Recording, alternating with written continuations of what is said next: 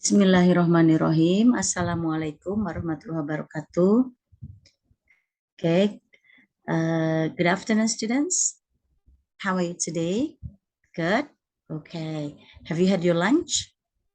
Okay, so have I. Okay. Today we're gonna talk about another text type. Okay, this text type is for grade 11, semester 1. Okay, and the text type that you're going to learn is expositions. And in English, there are two kinds of exposition texts, analytical exposition and then hortatory exposition. Analytical exposition is learned in general English, whereas hortatory exposition is learned in language and literature program. Okay, if you talk about text, there are a few things to remember. The first one is the definition of the text itself, the social function or the purpose of the text, and then generic structures as or text organization, and the last one is language features. Okay, or you can say grammatical features. Okay, let's start from the definition of it.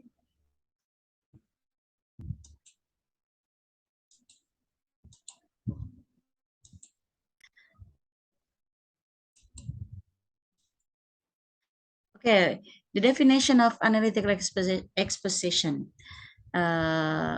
Exposition is a text that elaborates. Elaborates means something which is planned or well organized. It comes from small parts and details. Okay, the writer's idea about the phenomenon surrounding. You can say the phenomenon surrounding nowadays. You can use the term something that has gone viral. Its social function is to persuade. Persuade means to convince the reader that the idea is important matter. Okay.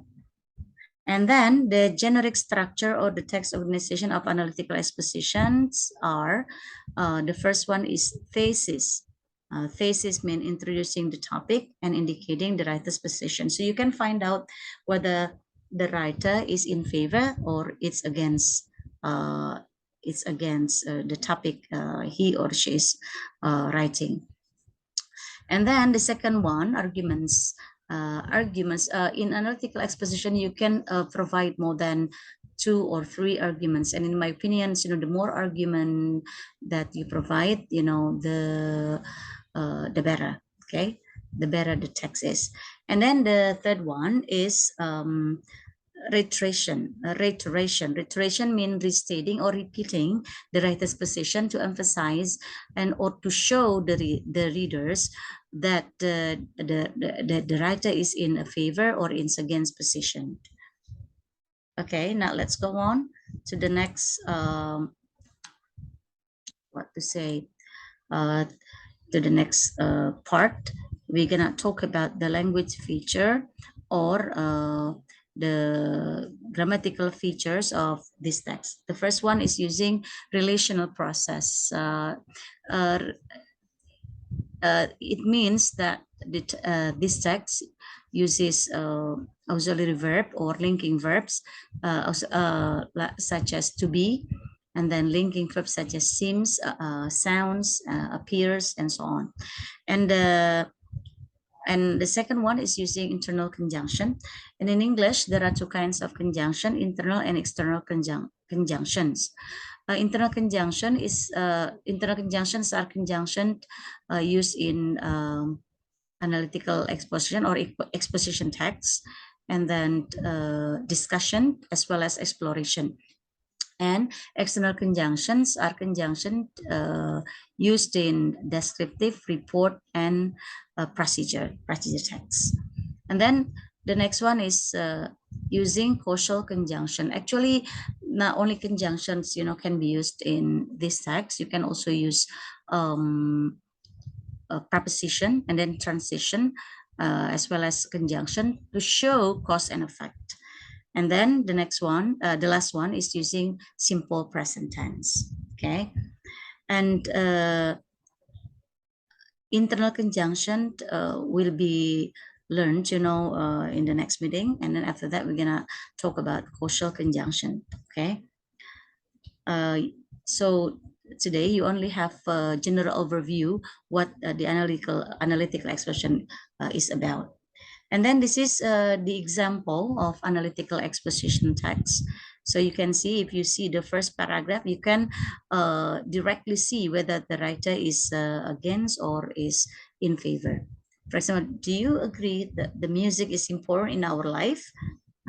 Yeah, yes, I do. And he says, or she says, yes, I do. So in the first sentence is the thesis statement. The writer introduces the topic, what it's all about. Oh, it's about music. And then he shows the readers his position. He is, what to say, in favor of, or he, yeah, he in favor about music. Okay. And then in the second, third, and the last paragraph, not the last paragraph, last but not least, there are three argumentations that the writer provides to convince, to emphasize, that music is important in our life. And then in the last paragraph, he convinced, he repeat, his idea of uh, loving the music itself. Okay. And next week we're gonna talk about how these ideas are organized, by using internal conjunction as well as causal conjunction. So I think that's all for today. I hope that you get something new. Okay. Wassalamualaikum warahmatullahi wabarakatuh. Bye-bye.